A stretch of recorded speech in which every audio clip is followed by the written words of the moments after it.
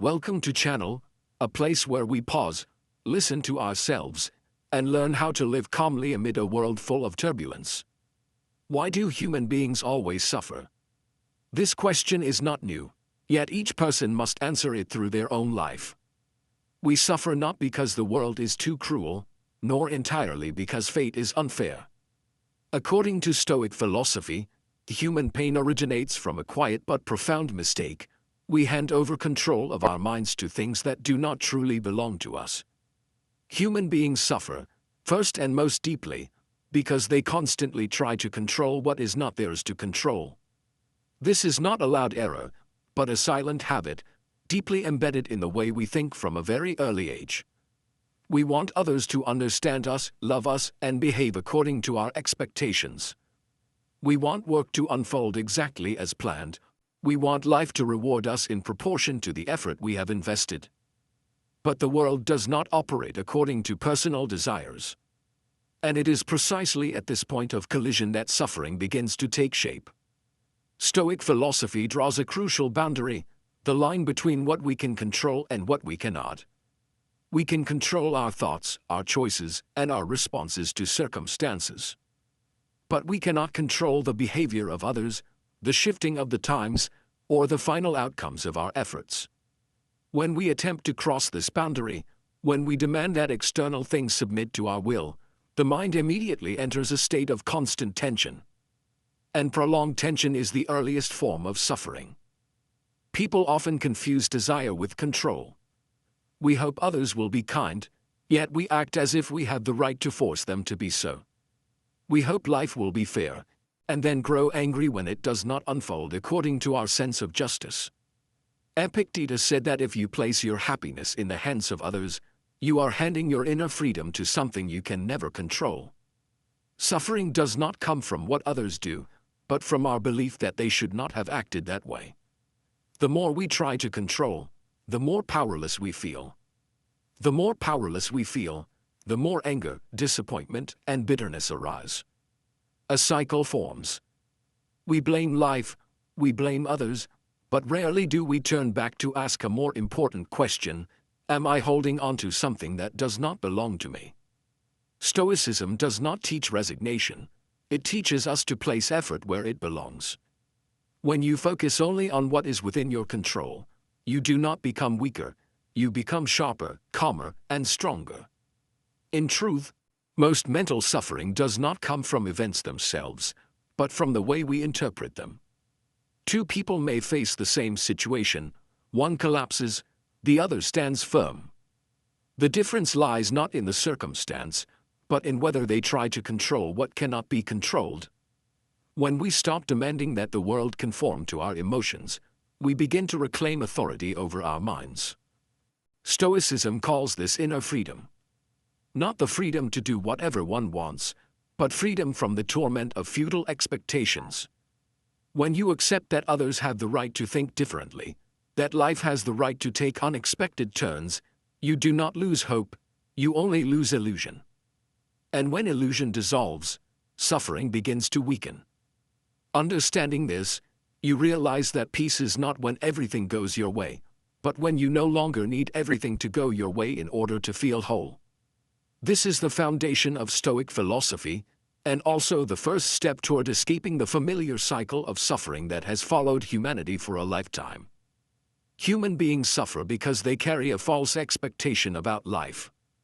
We grow up believing that if we live kindly and try hard enough, life should treat us gently. That fairness is guaranteed, that happiness is a reward for effort. But reality does not operate according to comforting stories. And when the gap between what we believe and what is actually happening widens, suffering appears as an unavoidable consequence. Stoicism looks directly at a truth many avoid. Life never promised ease. Difficulty is not an exception, it is the default state. Marcus Aurelius reminded himself that each morning he should prepare to encounter ingratitude, rudeness, selfishness, and injustice. Not to become pessimistic, but to avoid being shocked when they appear.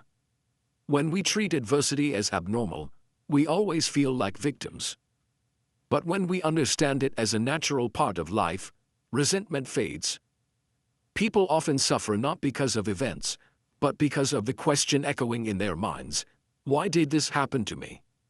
That question carries an assumption that it should not have happened. And that assumption prolongs pain. Stoicism does not ask why me, it asks how should I respond now in a way that aligns with my values. When the focus shifts from demanding that life be different to refining how we stand before life, the inner world steadies itself. Another false expectation lies in the belief that happiness means the absence of discomfort.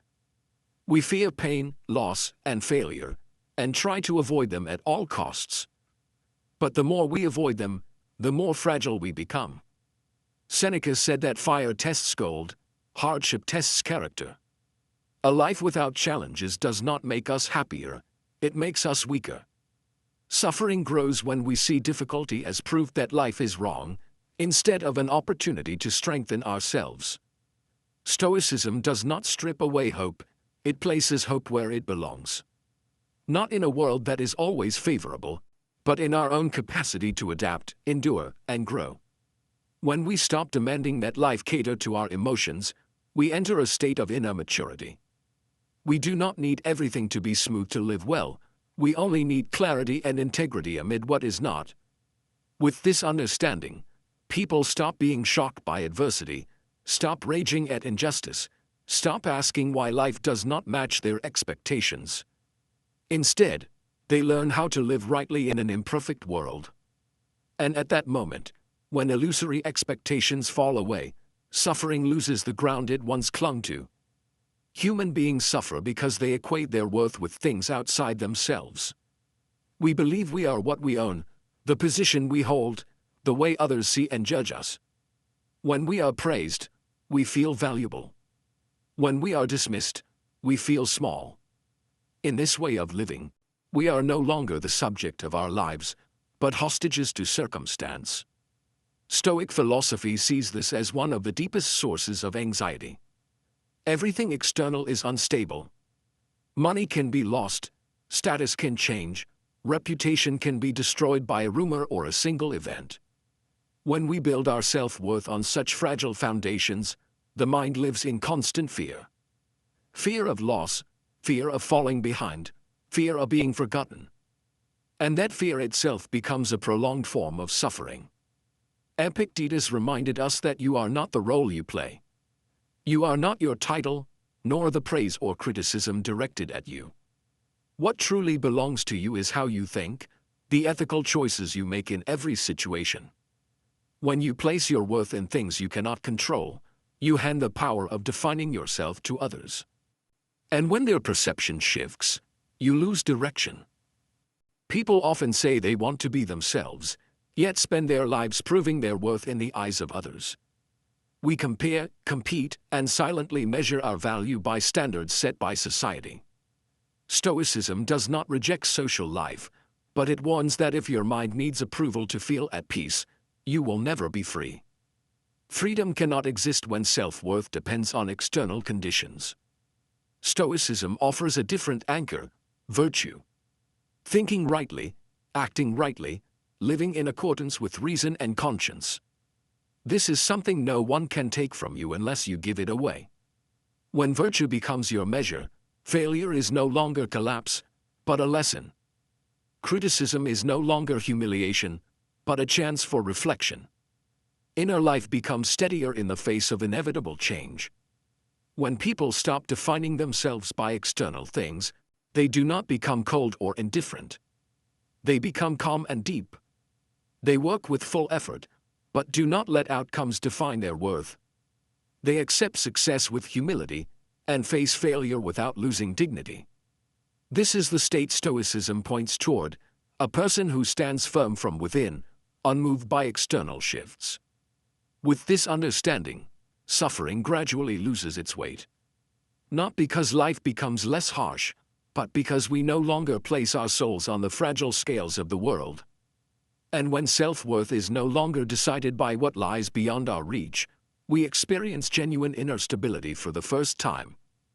Human beings suffer because they mistake pleasure for happiness, and treat hardship as an abnormal condition to be avoided at all costs.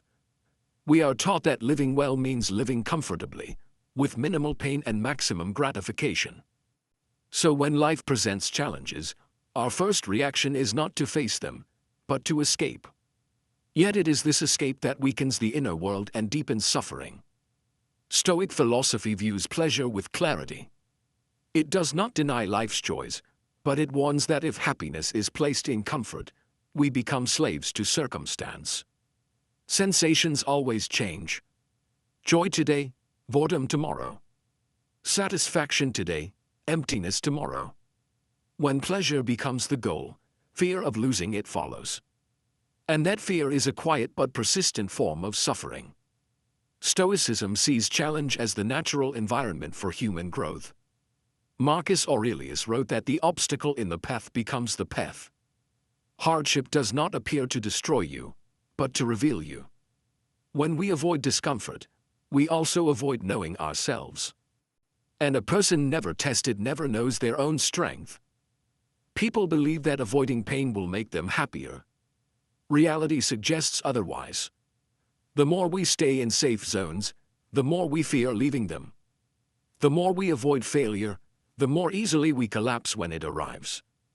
Seneca observed that we often suffer not from circumstances, but from being mentally unprepared for them. When hardship is seen as abnormal, every event becomes a shock. Stoicism teaches conscious endurance. Not self-punishment, but refusing to let comfort dictate every choice. Doing what is right even when it is uncomfortable. Maintaining discipline without motivation. Moving through difficulty without resentment. In these moments, inner strength is forged, a strength no pleasure can provide. When people stop chasing pleasure and stop fleeing hardship, they begin to live more solidly. They do not need everything to be comfortable to feel whole. They understand that pain may appear, but it does not define who they are. And when fear of difficulty fades, suffering loses its greatest power, the power to knock us down before we rise. Human beings suffer because their minds are rarely where they are living.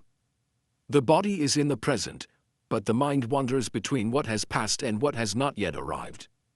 We torment ourselves over old decisions, unfixable mistakes, words that cannot be taken back.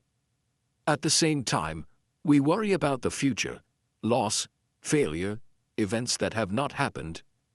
Between these two timelines, the present is neglected, and suffering quietly takes over.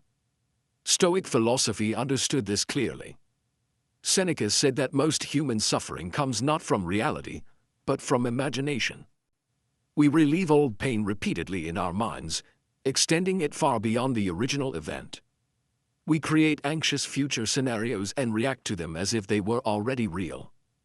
The mind becomes exhausted, even if the present moment is not especially harsh.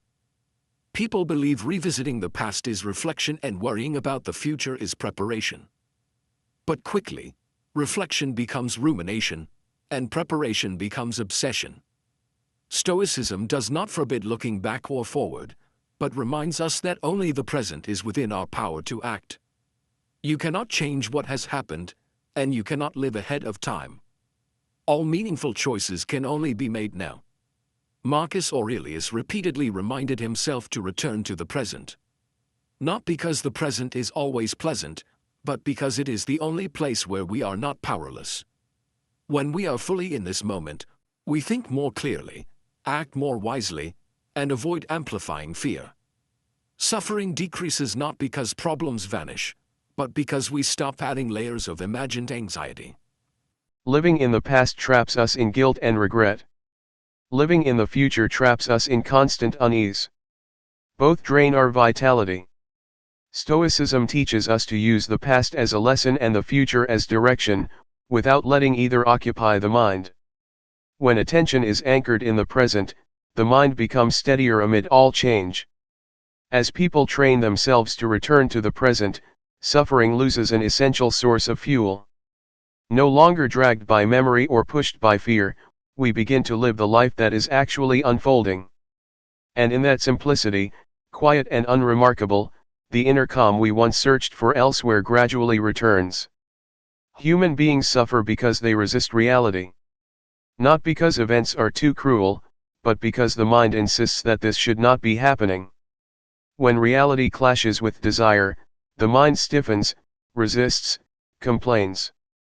And that resistance prolongs and intensifies pain beyond the event itself. Stoic philosophy calls this a futile battle. What has happened cannot be erased by anger or regret. Yet people invest enormous energy fighting what cannot be changed. They suffer once from the event, and again from refusal to accept it. Epictetus said, "Do not wish for events to happen as you want, wish to accept events as they happen." Refusal imprisons us in helplessness. Many misunderstand acceptance. They think it means surrender or passive resignation. Stoicism does not teach passive submission. Acceptance means seeing reality clearly, without distorting it through emotion. When we accept that this has happened, we free energy to ask a better question: what should I do now? Only when we stop fighting reality can we act wisely. People believe that strong resistance will reduce pain. Experience proves the opposite. Complaints do not change the past, anger does not erase loss. It only exhausts the mind. Marcus Aurelius wrote that we should love our fate, not because it is pleasant, but because it is the only path open to us. When reality is no longer treated as an enemy, it loses its power to defeat us. Stoicism teaches a clear distinction. Accept what cannot be changed. Act fully within what remains under your control. When these two are confused, people become either helpless or bitter. When they are separated, the inner world lightens. Energy is no longer wasted wishing the past were different, but invested in living rightly now. When people learn acceptance, suffering does not disappear, but it loses its poison. Pain becomes something to pass through, not a sentence to carry for life. And when we stop resisting and asking why life is unfair, we discover that peace does not come from life changing, but from ending the war against what already is. Many approach philosophy with a hidden wish to eliminate suffering. Stoicism does not promise a pain-free life. On the contrary, it begins with the honest recognition that suffering is unavoidable. The difference lies in whether we allow suffering to rule us. This is where Stoicism offers its answer. Stoicism does not teach avoidance of pain, but mastery in the face of it. Physical pain, loss, failure, insult, all may occur. But Stoicism shows that what breaks us is not the event, but our judgment of it. When pain is seen as absolute catastrophe, it crushes us. When seen as part of life to be endured, it loses supreme power. Epictetus said that nothing can harm you unless you allow it to do so in your mind. This does not deny pain, it sets its boundary. Events may exhaust the body, take away what we love, but they cannot force us to abandon virtue unless we choose to. With this understanding, helplessness fades. Stoicism gives us inner tools. Observing thoughts, recognizing emotions without being ruled by them, choosing responses guided by reason and values. These are not skills learned in a day, but disciplines cultivated over a lifetime. Yet this cultivation builds a quiet strength. One may hurt without collapsing, lose without losing oneself. Stoicism does not make people emotionless. It allows them to feel pain without drowning in it. They grieve without despair, are hurt without bitterness. They allow emotion to arise without granting it control over life. This is the difference between experiencing suffering and being governed by it. When Stoicism says that freedom comes not from avoiding pain but from mastering our responses to it, it points to the deepest path of human maturity. Not an easy path, but a solid one. And walking this path, we realize that pain may still arrive, but it no longer decides our inner fate. People often think freedom means doing what they want, when they want, guided by emotion. Stoicism defines freedom differently. True freedom lies not in how many choices the world allows, but in whether the mind is dependent on external conditions. And the paradox is that freedom emerges only through inner discipline. Stoicism holds that an untrained mind is dragged by desire, fear, anger, and anxiety. We believe we are free, but in truth we react habitually to emotion. Every insult sparks anger. Every small loss creates panic. Such a mind is not free, it is ruled by what comes from outside. Inner discipline is not meaningless austerity, but the ability to pause before reacting. The habit of observing thoughts rather than believing them immediately. Choosing what is right even when it is uncomfortable. Marcus Aurelius considered this a daily duty, continually reminding himself to live by reason and virtue regardless of circumstance. As inner discipline develops, people separate happiness from external turbulence. Success does not inflate them. Failure does not destroy them. Praise does not lift them too high, criticism does not drag them down. This is not indifference, but stability. They feel fully, yet are not swept away. Stoicism teaches that the greatest freedom is the right to choose one's attitude. No one can force you to betray your values unless you allow it. No circumstance can take away inner calm if it has been built from within. There is no shortcut to this freedom, only steady, patient, and honest practice. When inner discipline becomes habit, life is no longer lived passively. One walks through the world with deep agency. No need for the world to change in order to be at peace, no need for everything to be favorable in order to live rightly. And in this state, freedom ceases to be abstract, it becomes a lived experience, quiet, enduring, and difficult to take away.